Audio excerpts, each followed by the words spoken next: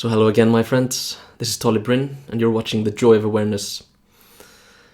I got a comment from a subscriber, Jehad Ismail. I hope I'm pronouncing that correctly. And he asked me to go a little bit more in depth into my own story, and especially with regards to fasting and how I regained my health. So that's what I'm going to do. There's a lot to unpack and there's a lot to talk about, and I never get tired of talking about this, although most people get tired of listening to it very fast. And that's actually a big part of what I've learned from all of this, is that people who haven't gone through debilitating illness, people who haven't thought about diet or fasting at all, or just aren't aware of their health in general, they don't want to listen to this stuff. And I can't blame them, really. If I hadn't gone through my own darkness, my own journey, I never would have started thinking about health this much. I never would have tried a long fast or anything like that. So I totally understand that. But just to recap, my story, it depends where you start, but I was generally, I would say, quite healthy until maybe my mid-20s, I would guess. That's when I really started to get very ill. But on and off throughout my childhood and adolescence and even my early 20s, although that was probably the longest respite that I had. That there were 3 or 4 years there that I was just felt really healthy, and I didn't have any autoimmune disease to speak about. Not really. But mostly, when I was younger, I was dealing with things like eczema, things like allergies, often very, very bad allergies, bad digestion, and this, especially the digestion, just kept getting worse pretty steadily throughout my life. So that's kind of a common thread in all of this. At 20. I guess it was 24, I discovered that the medicine that I had been taking, the drug, hydrocortisone, which is I was applying in cream form, and I had also been taking an oral steroid that I actually got from a doctor in India when I was traveling there. I had been using these drugs for many years, on and off, prescribed by doctors, of course, and I discovered that, in fact, these drugs were not making me better, although they were very temporarily helping to alleviate the symptoms of my illness. They were actually making me worse in the long run. And this discovery really shocked me, especially because after I started reading about, the withdrawal process of this particular drug, I discovered that, it wasn't uncommon for this withdrawal period to last for 3 to 5 years. I was like, what?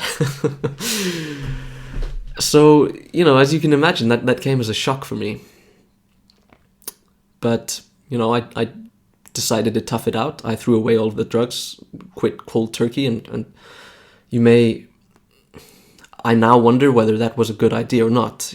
It may have been more sensible to wean myself off the drugs gradually, but that's what I did. I threw them all in the trash, never looked back.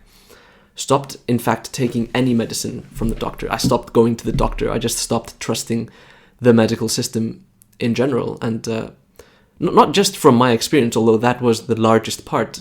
I just started researching more and looking more into the development of drugs, the research behind it, the incentives for the scientists that are researching it in the first place. And I just started to see it's all about the money. It's these huge drug companies, these huge interests that are behind selling pharmaceuticals. They do not give a crap about your health. They want to sell you drugs. And so they have no interest in curing you of anything. They just want to keep selling you. So their best bet is to sell you something that alleviates symptoms with minimal side effects, but doesn't cure you and never will. And even if they were to discover something that cured a specific ailment, they probably wouldn't even sell it, because where's the money in that? You sell one pill and it's gone? Like, no. What kind of business model is that? But anyway, I'm going to talk about fasting, because that's a way, way happier and more hopeful topic of discussion. And that's what Ismail asked me to talk about. So here we go.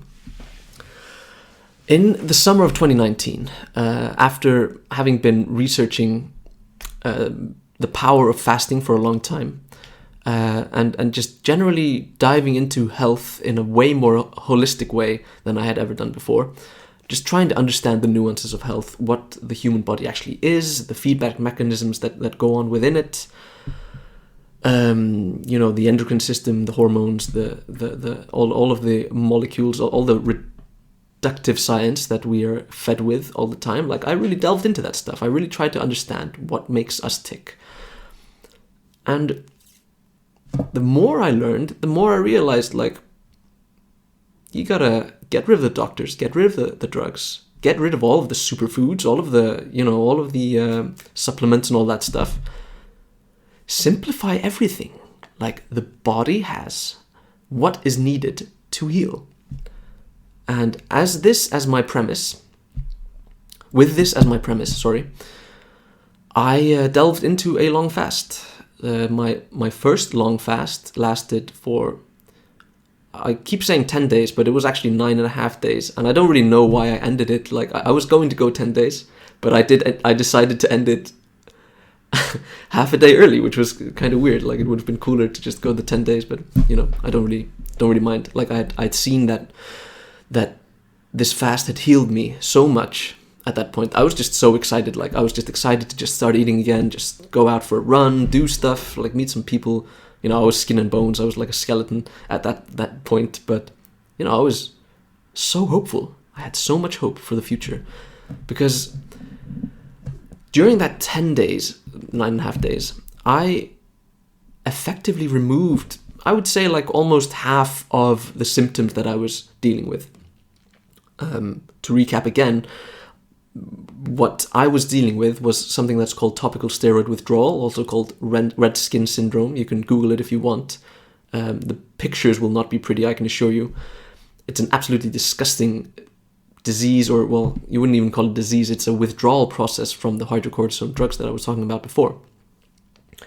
And the symptoms manifested on my skin, for the most part. All of my skin, from head to toe, almost, with some exceptions, was just oozing and red and flaking in the most just horrible manner possible. I felt and looked like a leper most times.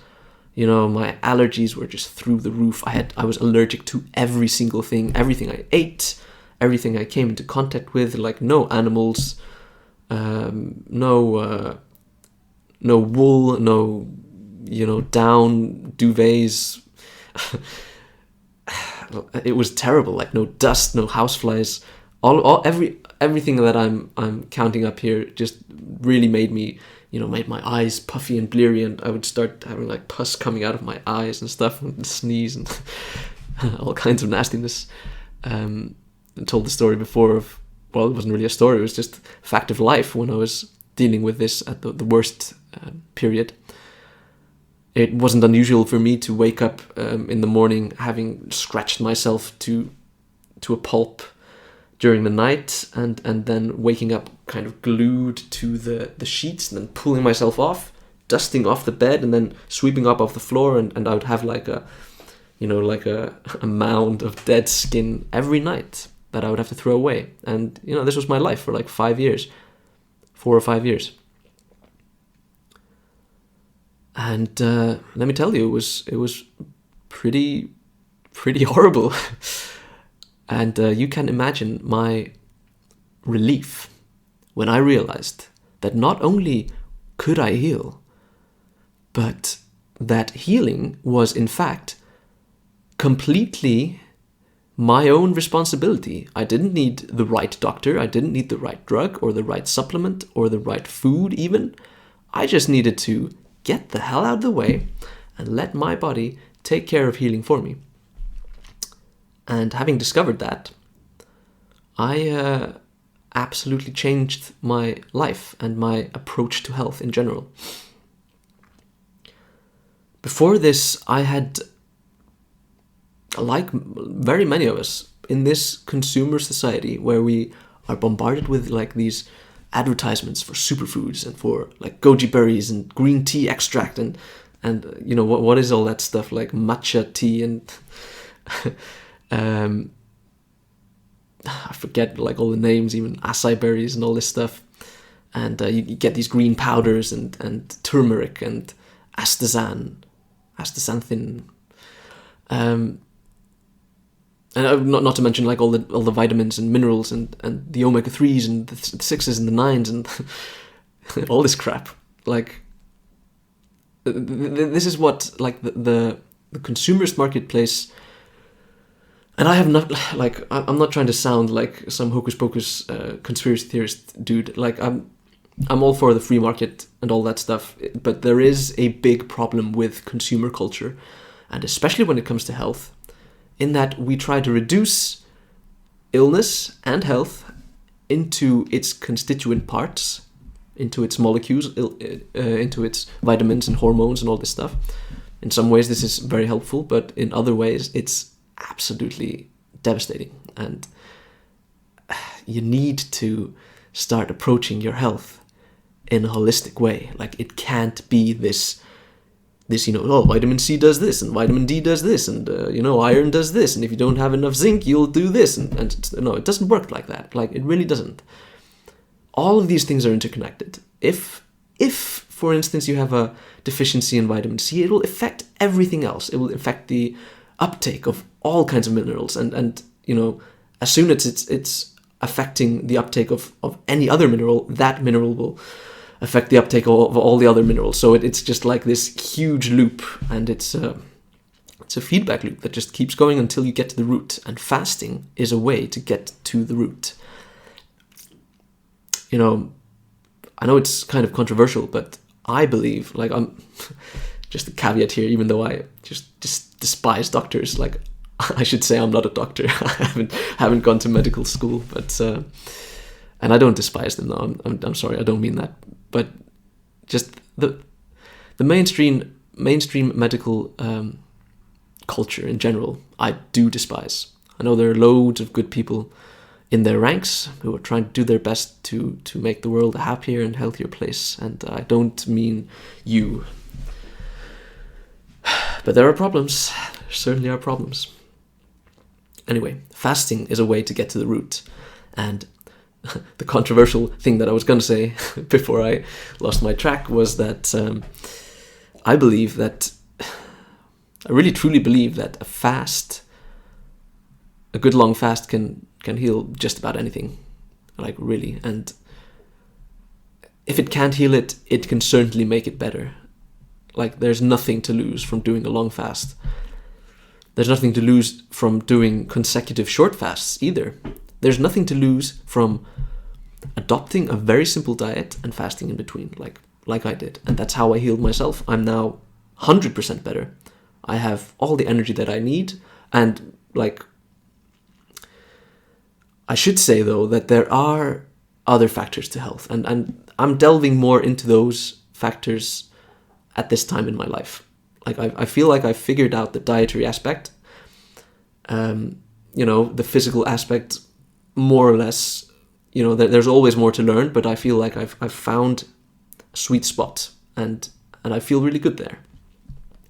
But there are so many other things that affect our health. You know, mind and body are so interconnected that all the stuff that you're using, that you're watching on TV, or using the internet, or if you're watching porn, or if you're doing video games and all this stuff, like, it's gonna affect you. Like, if you're killing old women in GTA, Grand Theft Auto, like, that's gonna affect you. It really is. And I'm sorry if you don't agree, but like, if you really start to think about this stuff and you really delve deep, you'll figure out, like, that's how it works. Like, input in, output out, I guess.